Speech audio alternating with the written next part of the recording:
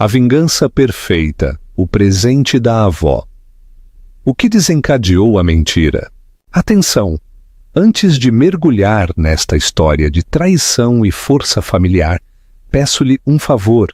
Dê um like e subscreva o nosso canal para não perder nenhuma das nossas histórias que desafiam o coração.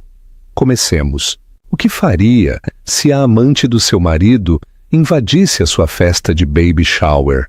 Provavelmente gritaria, choraria, talvez até desse um murro, mas para Helena o caos foi apenas o início.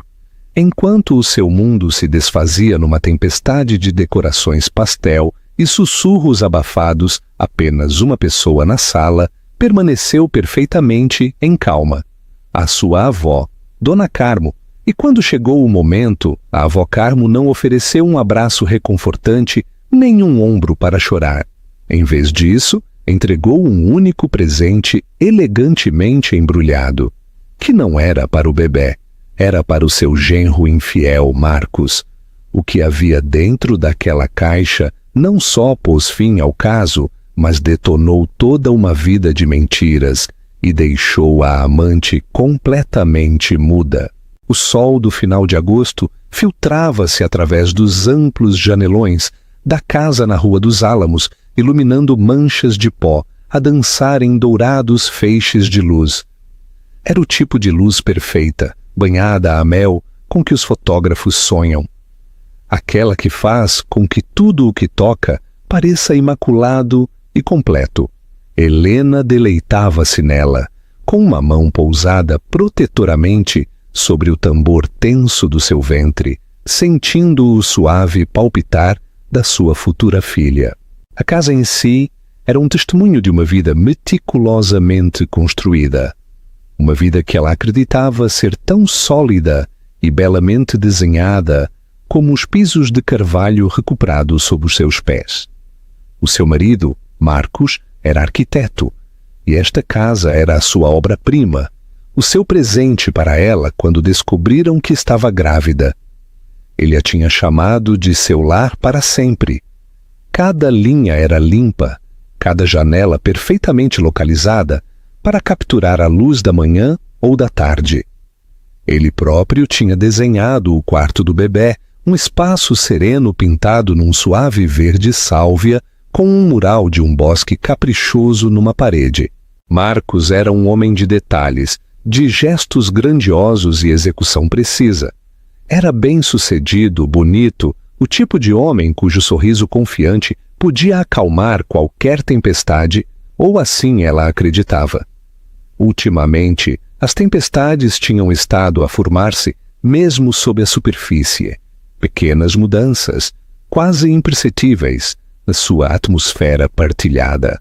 As noites tardias no escritório tornaram-se mais frequentes, atribuídas a um novo e exigente projeto no centro, um arranha-céus que estava destinado a ser a joia da coroa da sua firma. As mensagens que enviava durante o dia tornaram-se mais curtas, os carinhosos emojis substituídos por um perentório "Ok, já vou".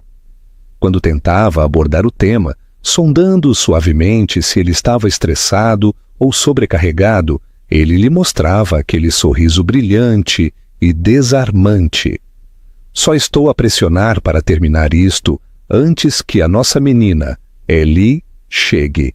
Ele lhe tinha dito na semana passada, beijando-lhe a testa. Quero poder tirar um mês inteiro de folga, completamente desligado. Só nós os três. A promessa era tão bonita, exatamente o que ela queria ouvir, que ela reprimiu as suas ansiedades, atribuindo-as às hormonas do terceiro trimestre.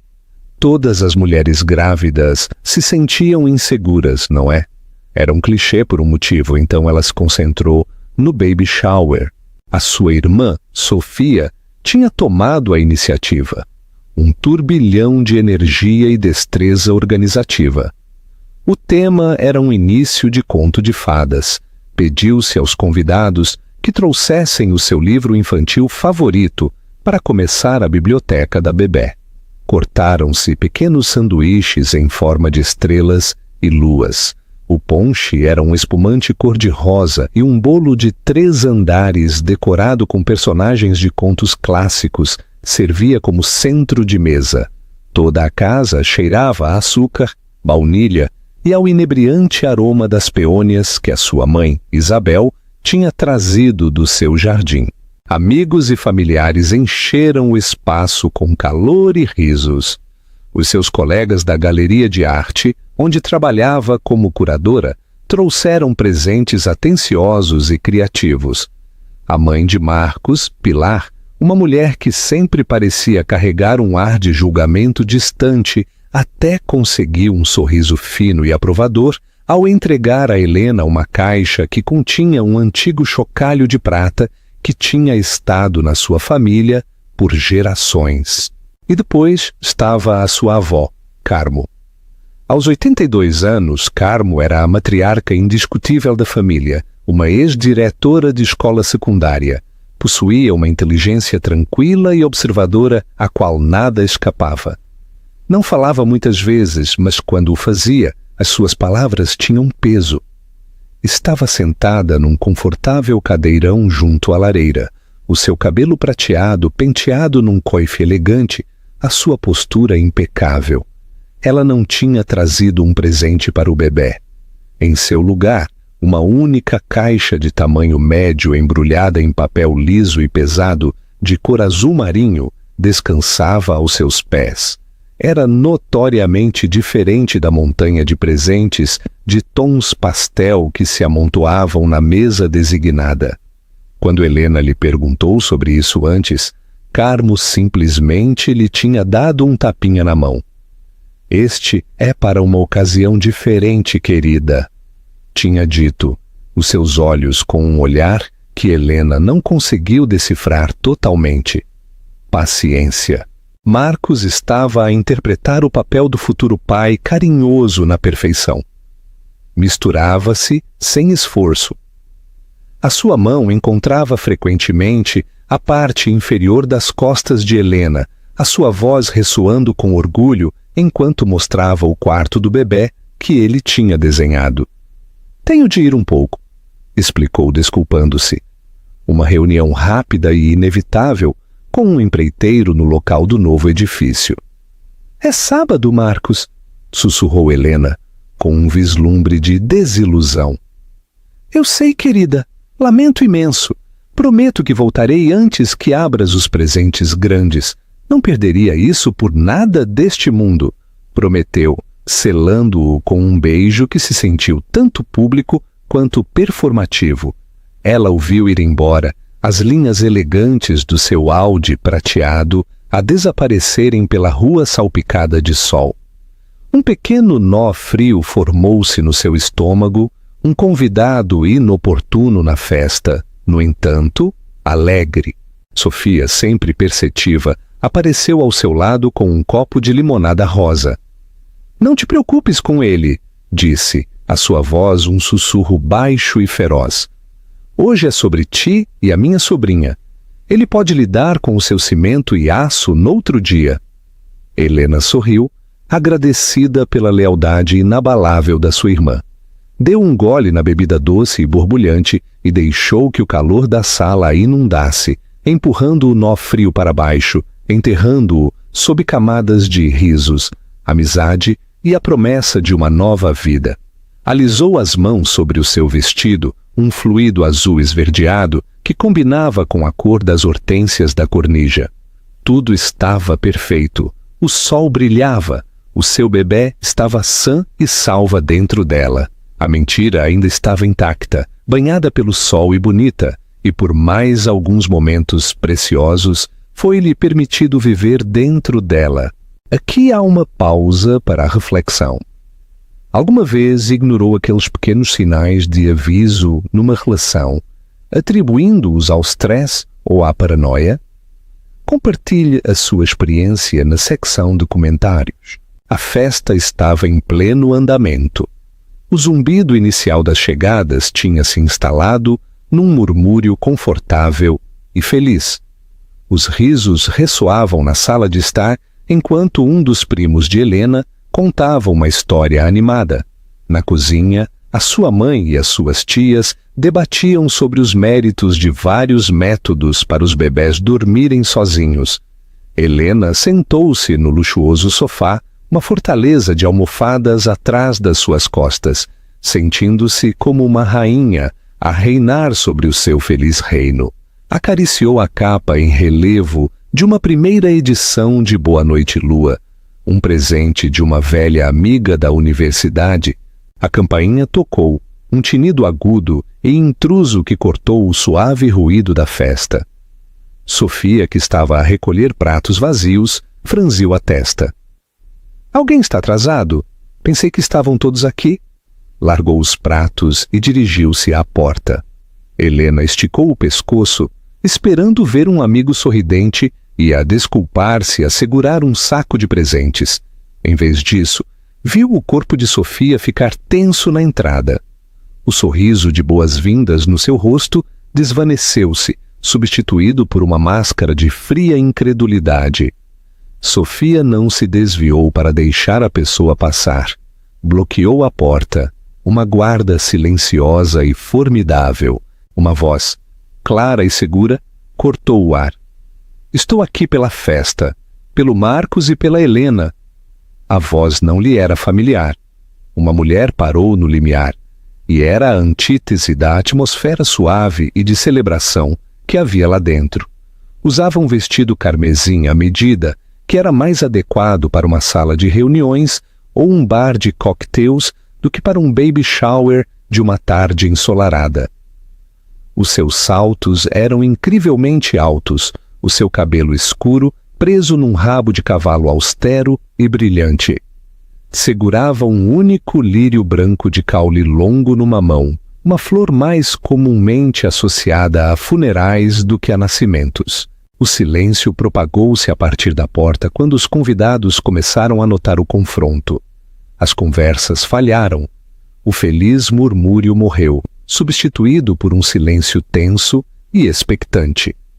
Lamento, penso que se enganou na casa, disse Sofia, a sua voz perigosamente baixa. A mulher riu, um som curto e áspero, desprovido de qualquer humor real. Oh, eu tenho a casa certa. Esta é a obra-prima do Marcos, não é? Ele me falou muito dela. Esticou o pescoço, os seus olhos aguçados a examinarem o interior, a assimilar as decorações, os convidados e, finalmente, a deterem-se em Helena. Um sorriso lento e predatório espalhou-se pelos seus lábios vermelhos, perfeitamente pintados. Aí está ela. O meu nome é Júlia. Empurrou uma atordoada Sofia e entrou na sala como se fosse a sua dona. O ar estalou. Todos os olhos na sala estavam fixos nela. Caminhou diretamente para o centro da sala, os seus saltos a fazerem um ritmo agressivo nos pisos de carvalho. Helena, disse, a sua voz a ressoar com uma familiaridade inquietante. Sou a Júlia. Trabalho com o Marcos. Ele fala de ti o tempo todo. O nome Júlia picou na memória de Helena. Era um nome que tinha visto em mensagens de texto noturnas no telefone de Marcos. Um nome que ele havia descartado como apenas a minha gerente de projeto a coordenar coisas. O nó no estômago de Helena regressou, enrolando-se numa cobra venenosa. A sua mãe, Isabel, deu um passo à frente, o seu rosto uma mistura de confusão e defesa maternal. Esta é uma festa privada. Penso que deverias ir embora. Júlia ignorou-a por completo. O seu olhar estava fixo em Helena. Simplesmente tinha de vir, um bebê. É uma ocasião tão transcendental, não podia deixar que passasse sem oferecer as minhas felicitações em pessoa. Ela estendeu o lírio branco em direção a ela. Helena olhou para a flor, os seus pétalos cerosos parecendo troçar das alegres peônias e rosas que enchiam a sala. A sua mão, que tinha estado a descansar sobre o seu ventre, sentiu-se fria. Esta mulher não era uma colega. Uma colega não se apresentava sem convite a um baby shower vestida para o combate. Uma colega não olhava para a esposa grávida do seu chefe com uma expressão que era um coquetel tóxico de pena e triunfo. "Quem és tu?" A voz de Helena era apenas um sussurro, mas na sala, em silêncio sepulcral, soou como um grito. "Eu disse-te", disse Júlia. O seu sorriso alargou-se. "Sou a colega do Marcos, a sua colega muito, muito próxima." Deixou as palavras pairarem no ar. Cada uma gota de veneno. "Passamos muito tempo juntos, noites longas, manhãs cedo. Já sabes o quão exigente é esse projeto do arranha-céus." A implicação era densa e sufocante. A sala sentiu-se subitamente quente, o ar demasiado fino para respirar. Sofia aproximou-se do lado de Helena, a sua mão a agarrar o ombro da sua irmã. "Sai daqui", ciseou Sofia a Júlia, os seus olhos acesos. "Sai da casa da minha irmã, agora mesmo." A compostura de Júlia finalmente quebrou. Só um pouco. Um flash de algo cru e desesperado apareceu nos seus olhos. Isto não era apenas um jogo de poder. Era o ato de uma mulher que sentia que tinha um direito a reclamar. "Esta não é apenas a casa dela", replicou Júlia, elevando a voz. "Esta também é a casa do Marcos. E o Marcos e eu temos uma vida da qual vocês não sabem nada. Uma vida real, não esta farsa de conto de fadas." Fez um gesto à volta da sala, as decorações pastel e as caras sorridentes, que agora estavam congeladas em choque e horror. O tema do início de Conto de Fadas, de repente, sentiu-se como uma piada cruel. Do outro lado da sala, Helena viu a sua avó, Carmo. Enquanto todos os outros olhavam para Júlia, o olhar de Carmo estava fixo em Helena. A sua expressão não era de choque ou raiva, era de uma validação profunda e dilacerante, como se uma suspeita que tinha albergado durante muito tempo acabasse de ser confirmada da maneira mais brutal possível. Ela anuiu lentamente, quase imperceptivelmente, não a Helena, mas a si mesma. Os carretos giravam por detrás dos seus olhos claros e inteligentes. O feitiço do silêncio quebrou-se. A mãe de Marcos, Pilar, soltou um arquejo escandalizado. As amigas de Helena começaram a sussurrar furiosamente, mas foram as seguintes palavras de Júlia que fizeram em pedaços os frágeis restos do mundo de Helena. "Não te esqueças de deixar o teu comentário se achas que a avó merecia um prêmio pela sua calma." "Ele esteve comigo ontem à noite, Helena", anunciou Júlia, a sua voz a ressoar com uma clareza vingativa. "E na noite anterior a essa, ele me diz que me ama, diz-me que se sente preso aqui. Supunha-se que te deixaria depois que o bebê nascesse, mas estou cansada de esperar." A cobra venenosa no estômago de Helena a atacou. A sala inclinou-se violentamente. A luz, banhada pelo sol, estilhaçou-se num milhão de dolorosos fragmentos. Os rostos dos seus amigos e familiares desfocaram-se numa aguarela de pena e nojo. A única coisa focada era esta mulher, esta estranha, que tinha entrado na sua casa e detonado a sua vida casualmente. A mentira já não estava banhada pelo sol. Estava exposta, feia e a rastejar para a luz. O mundo reduziu-se a um rugido nos ouvidos de Helena. As palavras de Júlia ressoaram no silêncio repentino e cavernoso da sala. "Ele esteve comigo ontem à noite, cansada de esperar. Supunha-se que te deixaria." Cada frase era um golpe físico, tirando o ar dos seus pulmões, fazendo-a sentir como se o chão tivesse caído sob os seus pés. Agarrou o braço do sofá, os seus nós dos dedos brancos, o seu corpo a tremer. Isto não podia ser real. Era um pesadelo, um sonho febril provocado por demasiado açúcar e o calor opressor de agosto. Mas Júlia ainda estava ali, de pé, desafiante no seu vestido vermelho sangue, um brilho presunçoso e hipócrita nos seus olhos. Ela era real. A dor era real. Sofia recuperou-se primeiro. O seu choque transformou-se em raiva pura e não adulterada. Deu um passo em direção a Júlia, as suas mãos apertadas em punhos. Tens 5 segundos para sair daqui antes que eu te atire fisicamente para o relvado. Tenta, troçou Júlia sem recuar 1 centímetro. Penso que o Marcos estaria muito interessado em ouvir como a sua família me trata. A mãe do outro filho dele. Um arquejo coletivo percorreu a sala. O ar foi sugado do espaço, deixando um vazio de puro choque. Outro filho? As palavras eram impossíveis, monstruosas. A mão de Helena voou para o seu próprio ventre. Um gesto desesperado e instintivo de proteção. Estás a mentir, sussurrou Helena, as palavras presas na sua garganta. Marcos, o seu Marcos. O homem que tinha chorado quando ouviu pela primeira vez o bater do coração da sua filha. O homem que passou horas a montar um berço porque queria que fosse perfeito. Ele não podia ser esta pessoa. Ele não podia ser este monstro. A expressão de Júlia suavizou-se para uma de falsa simpatia. A sério? Pergunta-lhe. Oh, espera. Não podes. Ele não está aqui, pois não? Provavelmente está a caminho de me ver, a pensar que eu estou à espera no nosso apartamento. Saboreou a palavra. Nosso apartamento. Aquele que ele paga, o lugar onde ele não tem de fingir. A fachada meticulosamente construída da vida de Helena não só estava a rachar, mas estava a ser sistematicamente destruída à martelada. As noites tardias, os textos curtos, as viagens de negócios, cada pequena mentira que tinha engolido, cada dúvida que tinha reprimido, regressaram com a força de um tsunami.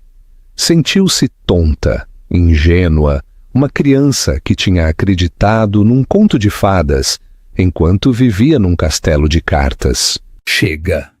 A voz da sua mãe era aguda, cortando a névoa da incredulidade de Helena. Isabel moveu-se para se interpor entre Helena e Júlia, uma mãe leoa a proteger a sua cria ferida. Qualquer que seja o negócio que pensas ter aqui, acabou. Esta é uma celebração de uma nova vida, e não és bem-vinda. Trata-se de uma nova vida, está bem? Disse Júlia, a sua voz a pingar significado. Pôs uma mão sobre o seu próprio ventre plano. Ainda não estou grávida, mas temos estado a tentar. O Marcos quer um filho. A crueldade era impressionante. Dizer algo assim nesta sala, neste dia, era um ato de guerra psicológica. Estava desenhado para infligir a máxima dor possível, não só para destruir o presente, mas também para envenenar o futuro. Foi nesse momento que a porta principal se abriu de novo. E desta vez era Marcos. Entrou com um sorriso no rosto a segurar uma pequena caixa embrulhada para presente. Desculpem o atraso, o trânsito estava... Parou de repente. Os seus olhos arregalaram-se ao assimilar a cena, os convidados em silêncio e a olhar. Sofia, que parecia pronta para o assassinato. A sua mãe, pálida pelo choque. Helena, o seu rosto pálido e sulcado por lágrimas silenciosas.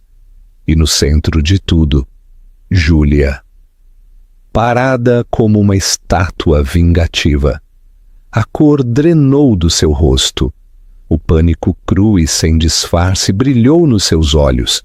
Parecia um animal encurralado. Júlia! Sufocou. O que estás a fazer aqui? Estava apenas a felicitar a tua esposa, disse Júlia, o seu tom docemente sacarino. Estávamos todos a conhecer-nos. Os olhos de Marcos moveram-se pela sala a tentar freneticamente avaliar o dano. Deu um passo em direção a Helena com as mãos estendidas. Eli, querida, isto não é o que parece.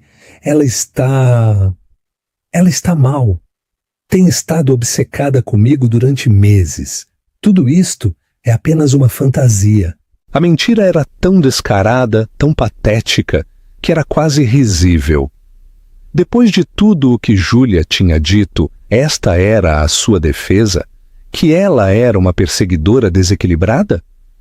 Helena finalmente encontrou a sua voz, e quando saiu, estava cheia de uma fúria fria e frágil que não sabia que possuía. Ela disse que estiveste com ela ontem à noite, Marcos. Não, estive no escritório.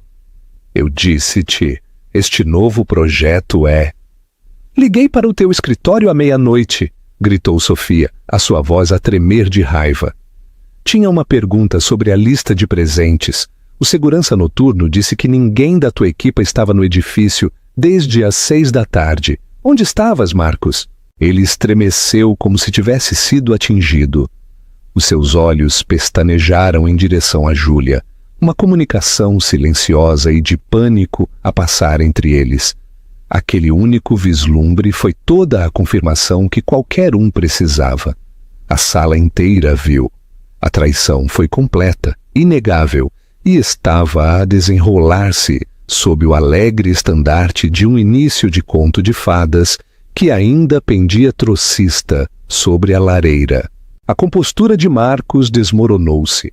O arquiteto encantador e confiante dissolveu-se, revelando um homem fraco e enganoso por baixo. — Helena, podemos falar disto mais tarde? — suplicou, a sua voz a quebrar. — Por favor, não aqui, não agora. — Não há um mais tarde para nós, Marcos, disse Helena, a finalidade na sua própria voz a surpreendê-la. A dor ainda era um inferno furioso dentro dela, mas através dele uma clareza estranha e arrepiante estava a emergir. Ela disse que tem um apartamento juntos. Ela disse que queres um filho com ela. Marcos olhou para ela, a sua boca a abrir e a fechar, mas não saíam palavras. Estava exposto, despojado de todas as suas mentiras na frente dos seus amigos, da sua família, da sua própria mãe. Júlia, vendo a sua vitória, adiantou-se para desferir o golpe final. Diz-lhe, Marcos, diz-lhe sobre os nossos planos. Diz-lhe como ias deixá-la a ela e a esta casinha perfeita depois que o bebê nascesse, porque não querias que o divórcio se complicasse enquanto ela estava grávida. Diz-lhe a verdade, por uma vez na tua vida. Marcos olhou para Helena, o seu rosto uma máscara de desespero e vergonha. O seu silêncio foi a confissão mais forte de todas. Tudo era verdade. Tudo. O desmoronamento foi total. O conto de fadas havia sido fechado de repente, as suas páginas arrancadas e incendiadas, e Helena ficou parada entre as cinzas. Enquanto o caos rebentava, uma pessoa permaneceu como uma ilha de calma preternatural. A avó Carmo não se tinha movido do seu cadeirão junto à lareira. Não tinha arquejado, não tinha falado, não tinha derramado uma lágrima. Enquanto a sua filha Isabel tentava proteger Helena e a sua neta Sofia vibrava com o desejo de cometer violência, Carmo simplesmente observava. O seu silêncio não era de fraqueza ou choque, era o silêncio pesado e sábio de uma juíza a observar os procedimentos judiciais. As suas mãos, enrugadas pela idade, mas ainda firmes, descansavam nos braços da cadeira. O seu olhar, agudo e perspicaz, por detrás dos seus óculos com aros dourados, movia-se de rosto para rosto, absorvendo cada detalhe, cada mentira, cada flash de culpa e dor. Observou Marcos enquanto ele tropeçava nas suas patéticas negações, notando o suor na sua testa e a forma como os seus olhos não conseguiam encontrar os da sua esposa. Viu o desespero nas suas tentativas de pintar Júlia como delirante, uma defesa frágil que se desmoronava sob o mais leve escrutínio. Os seus olhos continham um vislumbre de desprezo. O polido charme de Marcos nunca a tinha convencido por completo. Ela tinha visto um núcleo de egoísmo nele desde o início, uma fraqueza pela adoração que ela sabia que podia azedar em engano. Tinha esperado, pelo bem de Helena, estar errada, mas nunca se tinha desfeito das suas reservas. Observou Júlia. esta intrusa portadora da destruição. Viu o triunfo vingativo no rosto da jovem, mas também viu o desespero por baixo dele. Este não era o ato de uma mulher segura na sua posição. Era a última aposta desesperada de alguém a quem tinham alimentado promessas e que estava aterrorizada de ficar sem nada. Júlia pensava que tinha todas as cartas, que ao expor o caso ganharia o prêmio. Carmo sabia melhor. Um homem que mentiria tão exaustivamente à sua esposa grávida, certamente mentiria à sua amante. Júlia não era uma vencedora, era apenas mais uma vítima da fraqueza corrosiva de Marcos, um peão num jogo que estava prestes a perder espetacularmente. Acima de tudo, observou a sua neta, Helena. Viu o choque cegante inicial, o desmoronamento do seu mundo, a dor visceral que a fazia querer aproximar-se e puxar Helena para os seus braços, mas conteve-se. Viu algo mais que começava a emergir através da dor, um vislumbre de aço. Era a mesma resiliência que tinha visto na mãe de Helena depois que o seu pai faleceu demasiado jovem. Era a coluna vertebral da família, a força tranquila que tinha visto as suas mulheres superarem guerras, depressões e tragédias pessoais por gerações. Estava latente em Helena, enterrada sob anos de conforto e amor. Mas estava lá. Carmo sabia que este momento, por mais horrível que fosse, seria o crisol que a forjaria em algo inquebrável. Os convidados estavam paralisados, sem saber o que fazer. Alguns olhavam para o chão envergonhados. Outros sussurravam aos seus vizinhos. A festa tinha morrido, o ar denso com o fedor da traição. Marcos agora suplicava a Helena em voz baixa e desesperada, a tentar levá-la para o corredor para uma conversa privada. Mas Helena manteve-se firme, imóvel, os seus braços cruzados à volta do seu ventre. Não há nada para falar, Marcos, disse Helena, a sua voz oca. Tu tomaste as tuas decisões. Agora só tens de ir embora. Eli, por favor, não faças isso, implorou, a sua voz a quebrar. Pensa no bebê, na nossa família. Pensaste no nosso bebê quando estavas com ela? A pergunta foi tranquila, mas aterrou com a força de um golpe físico. Marcos não teve resposta. Foi neste tenso e doloroso impasse que Carmo finalmente escolheu agir. Ela não se levantou e gritou. Não deu um discurso grandioso e repreensivo. Simplesmente pigarreou. O som foi suave, mas no silêncio tenso cortou a sala como o martelo de um juiz. Todas as cabeças se viraram para a idosa no cadeirão.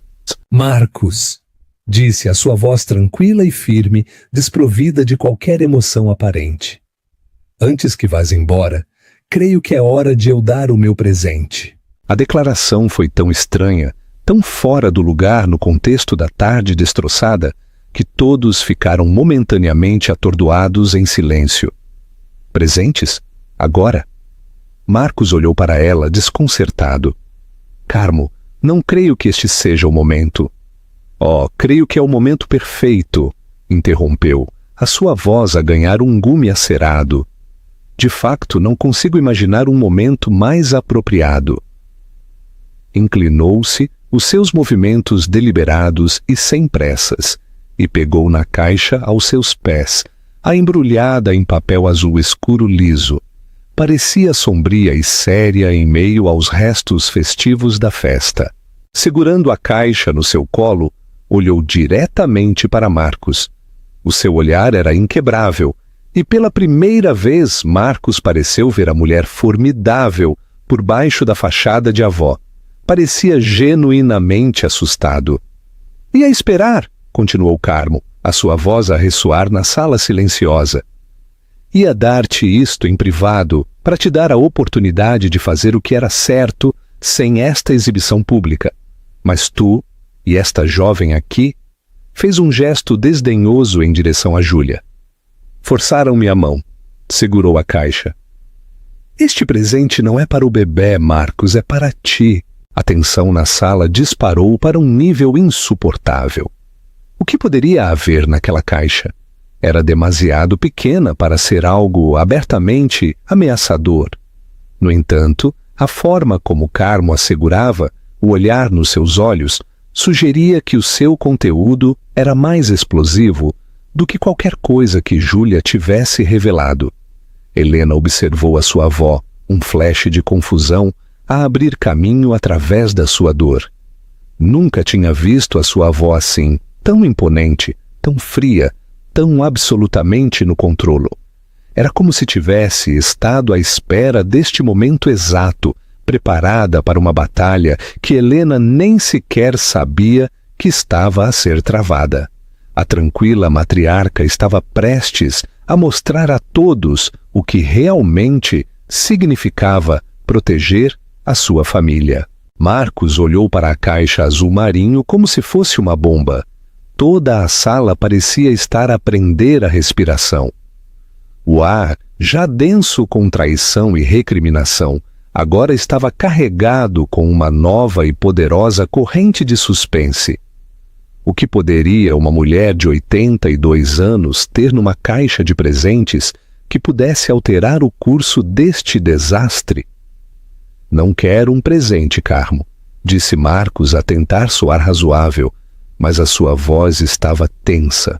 Estava a tentar recuperar o controlo, a desescalar, a conduzir de alguma forma esta catástrofe de volta a uma esfera privada onde pudesse geri-la com o seu arsenal habitual de mentiras e manipulações. Tu estás errado, disse Carmo, a sua voz tão inflexível como o granito. Tu precisas deste presente, tu precisas de o abrir, aqui mesmo, agora mesmo, em frente a todos aqueles que tu desapontaste tão profundamente. Ela fixou o seu olhar nele, uma ordem silenciosa que era mais poderosa do que um grito. Lentamente, como em transe, Marcos caminhou em direção a ela. Pegou na caixa das suas mãos estendidas. Sentia-se mais pesada do que parecia.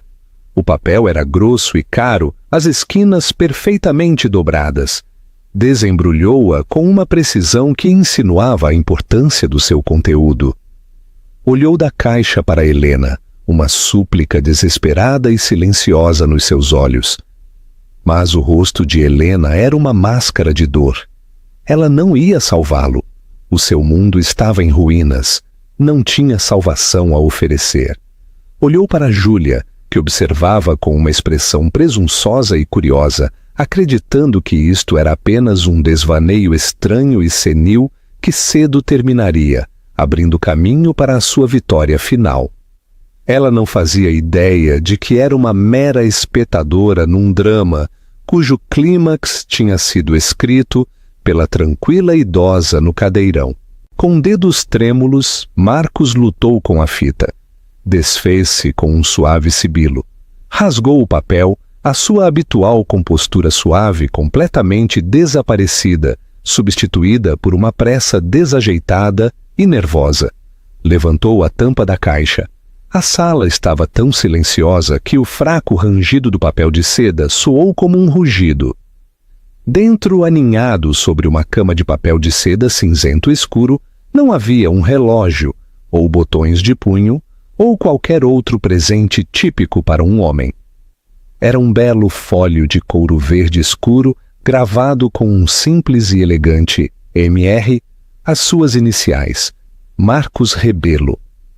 Parecia oficial, caro e profundamente intimidante. — O que é isto? Perguntou.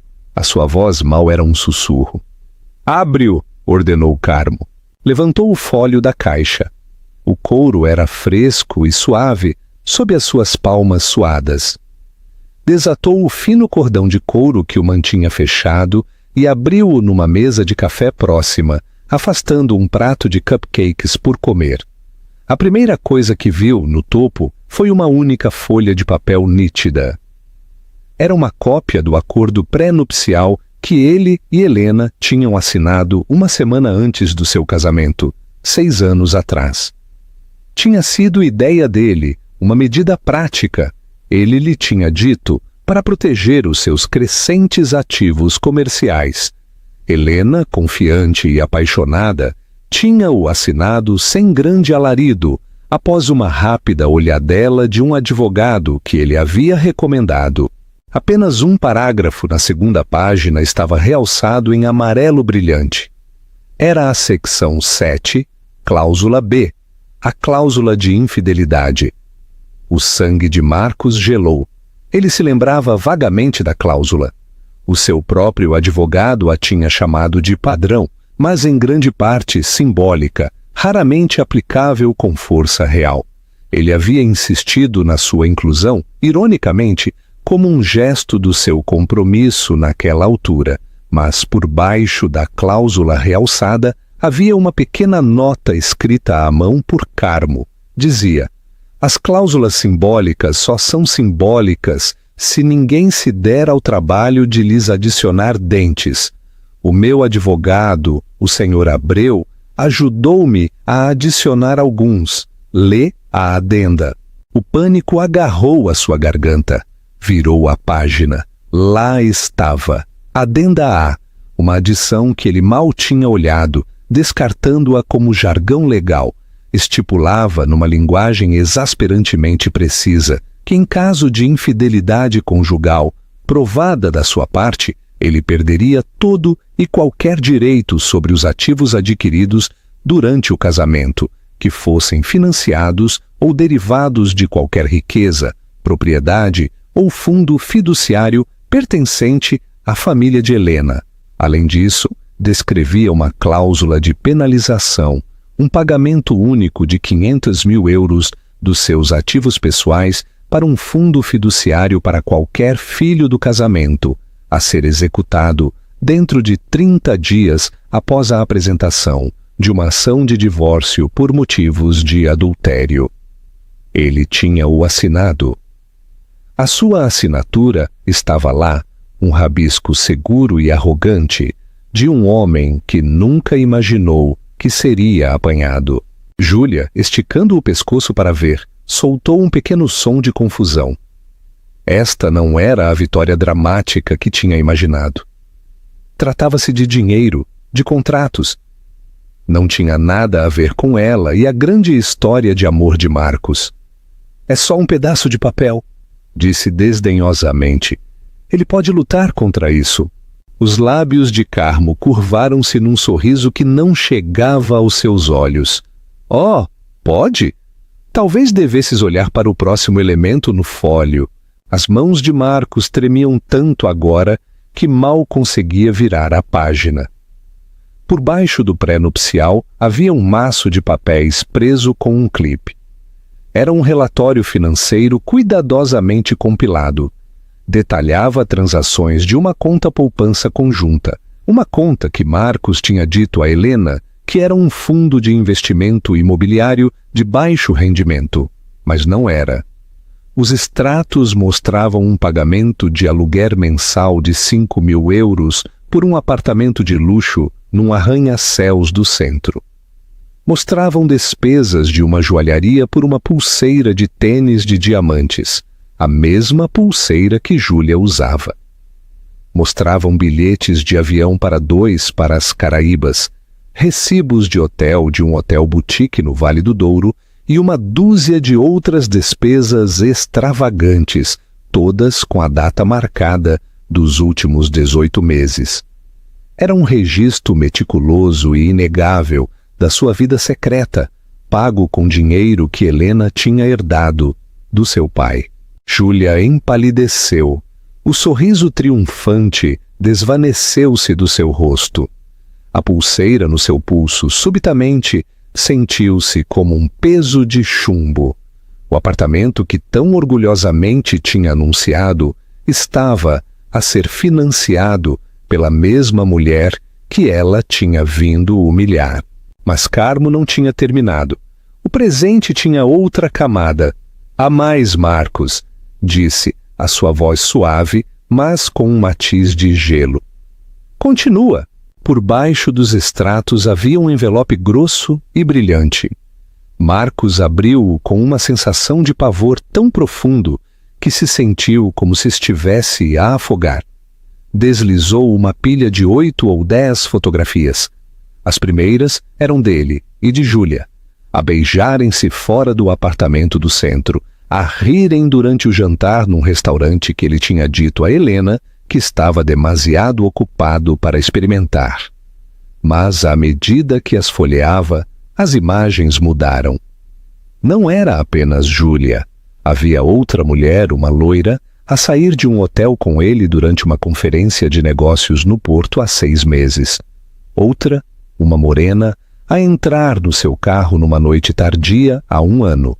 Era uma carteira das suas traições. Não apenas um caso, mas um padrão de engano. Estava anexado um relatório de um investigador privado que detalhava datas, horas e localizações com precisão arrepiante. Júlia olhou para as fotos das outras mulheres, o seu rosto uma máscara de incredulidade total. A cor drenou das suas bochechas, deixando 2 pontos brilhantes de vermelho irado. A sua grande história de amor, o alicerce sobre o qual tinha construído a sua justa indignação, era uma mentira. Ela não era o seu único amor verdadeiro, destinada a substituir a esposa. Era apenas a última de uma série. Era uma tola. O último elemento no fólio foi o mais devastador de todos. Era um único documento com aparência oficial. A escritura da casa. A bela casa na Rua dos Álamos que Marcos tinha desenhado. A sua obra-prima. O seu presente para Helena. A escritura indicava claramente que a propriedade tinha sido comprada não com o dinheiro de Marcos, mas com fundos de um fundo fiduciário estabelecido pelo falecido avô de Helena. Carmo era a fiduciária. O nome de Marcos estava na escritura, mas apenas como cônjuge residente na propriedade. E escondido atrás havia outro documento, já assinado por Carmo como fiduciária, e apenas à espera da assinatura de Helena para ser executado. Uma escritura de renúncia de direito, transferindo a propriedade total e unicamente para o nome de Helena. A casa não era a sua obra-prima, ele era apenas o arquiteto, a base sobre a qual ele se apoiava, literal e figurativamente, pertencia a Helena. Era um convidado na casa da sua esposa. O presente estava completo. Não era uma prenda. Era um julgamento. Era uma jaula legalmente vinculativa e meticulosamente preparada que acabava de se fechar de repente. O silêncio na sala era absoluto, um peso esmagador que parecia dobrar o ar. O único som era a respiração irregular e em pânico de Marcos Rebelo. Olhou para a escritura, o formulário de renúncia de direito, a evidência condenatória das suas traições em série exposta na mesa de café para que todos a vissem. O fólio de couro não era um presente, era uma acusação, uma arma meticulosamente elaborada que acabava de cortar as artérias de toda a sua vida. Todas as rotas de fuga estavam fechadas. Cada mentira tinha sido exposta, não por uma acusação histérica, mas por factos frios, duros e documentados. Não podia afirmar que Júlia era uma perseguidora quando havia registros financeiros da sua vida juntos. Não podia afirmar que era um erro único quando havia evidência fotográfica de outras mulheres. Não podia reivindicar a posse da sua vida, do seu lar, do seu futuro, quando a própria escritura da casa o declarava pouco mais do que um inquilino. Olhou para Carmo, o seu rosto um desastre de suor e incredulidade. Como? Sussurrou. A única palavra um testemunho da sua arrogância destroçada. Como soubeste? Disse ele. A expressão de Carmo permaneceu plácida, mas os seus olhos eram como pedaços de gelo. Um homem que é descuidado com o coração da sua esposa frequentemente é descuidado com o seu dinheiro, marcou. Sou a fiduciária do patrimônio do meu esposo. É meu dever assegurar que os seus ativos estejam protegidos. Notei discrepâncias nos extratos da conta fiduciária há 18 meses. Pequenas no início, depois maiores. Não queria acreditar no pior, por isso contratei um profissional para me dar os factos. Foi muito minucioso. O seu olhar percorreu a sala, sobre os rostos atordoados de amigos e familiares. Fiz isto em silêncio porque esperava proteger a minha neta desta humilhação. Ia apresentar-te esta informação em privado, Marcos. Ia dar-te a oportunidade de confessar, de ires embora com um pouco de dignidade e de arranjares isto para a Helena e o teu filho sem este circo. Os seus olhos pousaram em Júlia, que estremeceu como se tivesse sido atingida. Mas tu e a tua associada decidiram um curso de ação diferente. Trouxeste o circo à porta dela, por isso eu trouxe a verdade. Júlia finalmente encontrou a sua voz, mas não se parecia em nada com o tom seguro e cortante que tinha usado antes. Era um som fino e estridente, cheio de uma compreensão que amanhecia e horrorizava. O apartamento? As viagens? Era o dinheiro dela? Perguntou, olhando para Marcos como se o visse pela primeira vez. Marcos nem sequer podia olhá-la. Estava a olhar para Helena, cujo rosto era um painel de dor profunda e devastadora. Mas por baixo dele, algo novo estava a criar raízes. A clareza arrepiante de antes estava a solidificar-se. Estava a olhar para o conteúdo do fólio, não com o choque de uma vítima, mas com a sombria aceitação de uma sobrevivente a fazer balanço dos escombros.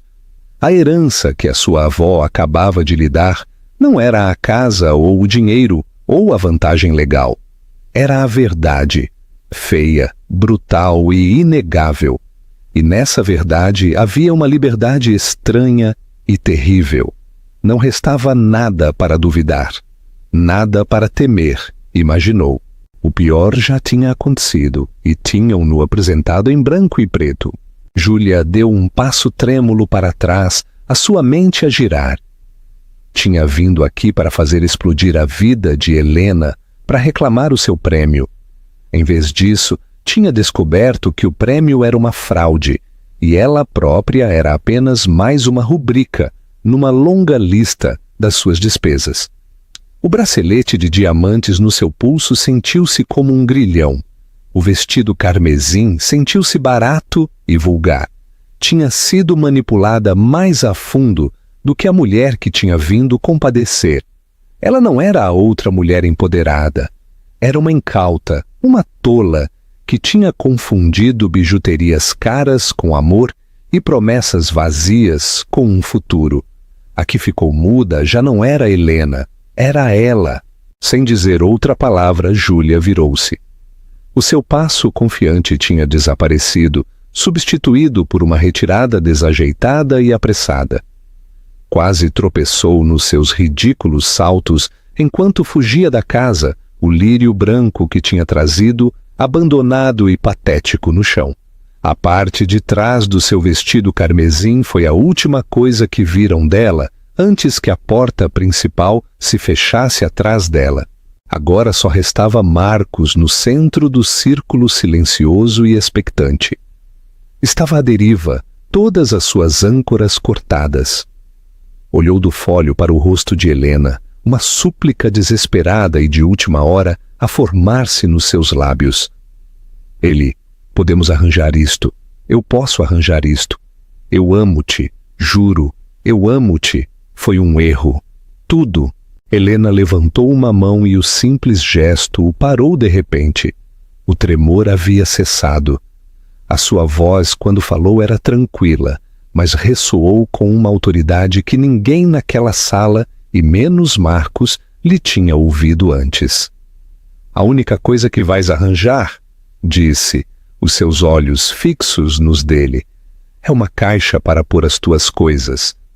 Tomou uma respiração profunda, a sua mão a descansar sobre o seu ventre, sobre a única coisa pura e verdadeira que restava nas ruínas do seu casamento.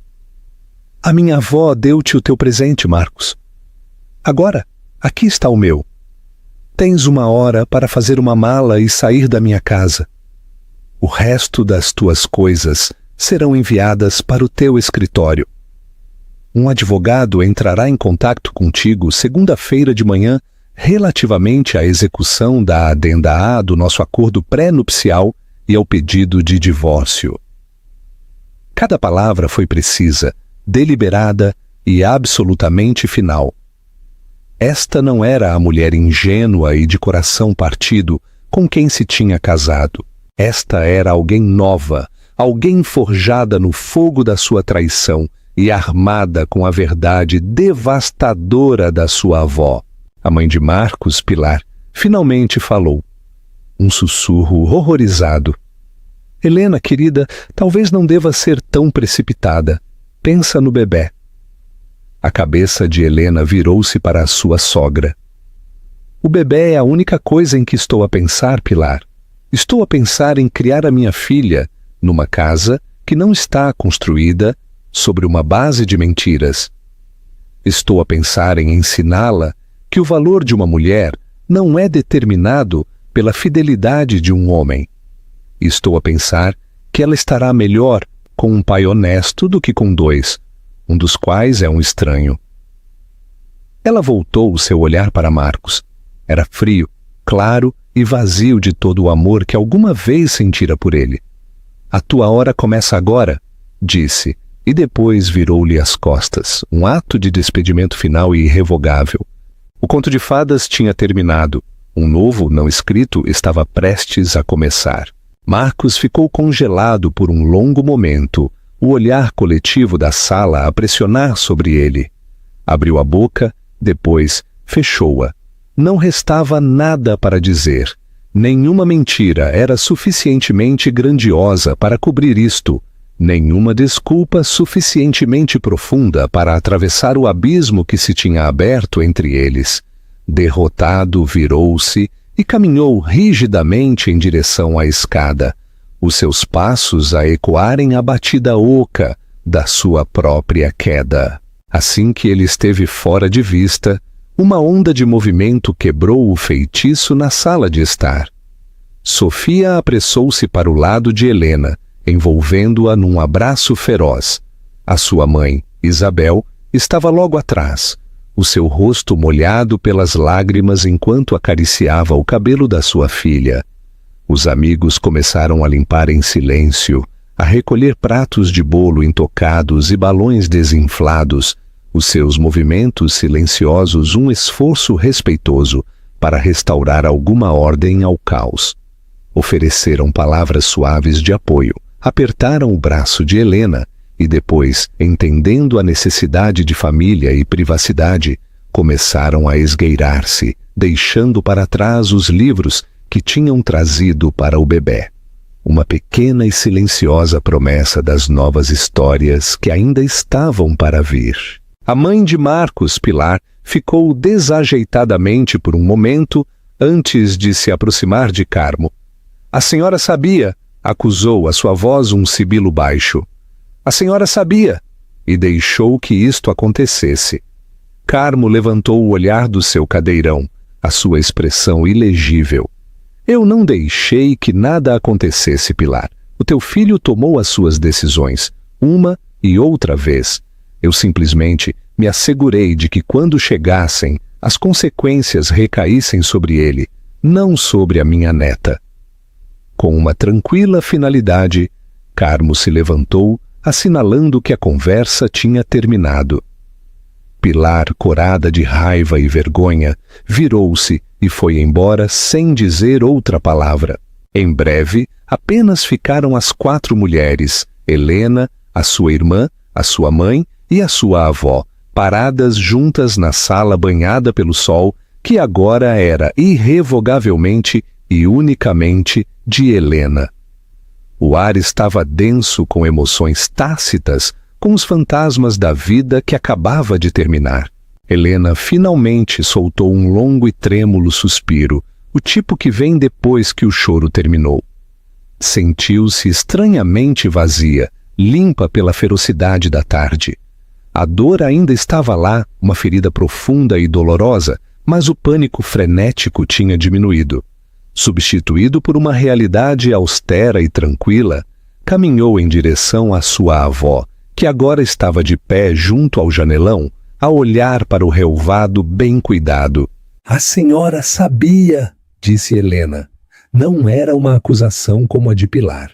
Era uma declaração de factos, uma compreensão que amanhecia da vigilância silenciosa e protetora que a sua avó tinha mantido sobre ela. Carmo virou-se para olhá-la, os seus olhos suaves, com um amor tão feroz quanto tranquilo. Suspeitava, corrigiu suavemente, e fiz o que era necessário para proteger-te a ti e ao teu futuro, mesmo do homem que escolheste amar. Às vezes, querida, o maior ato de amor é preparar-te para o pior, mesmo enquanto esperas o melhor. Ela estendeu a mão e pôs a sua mão na bochecha de Helena. O teu avô construiu uma vida para nós, com as suas mãos e a sua mente. Queria ter a certeza de que o seu legado protegeria as mulheres da sua família, não que seria desperdiçado pela necessidade dos homens.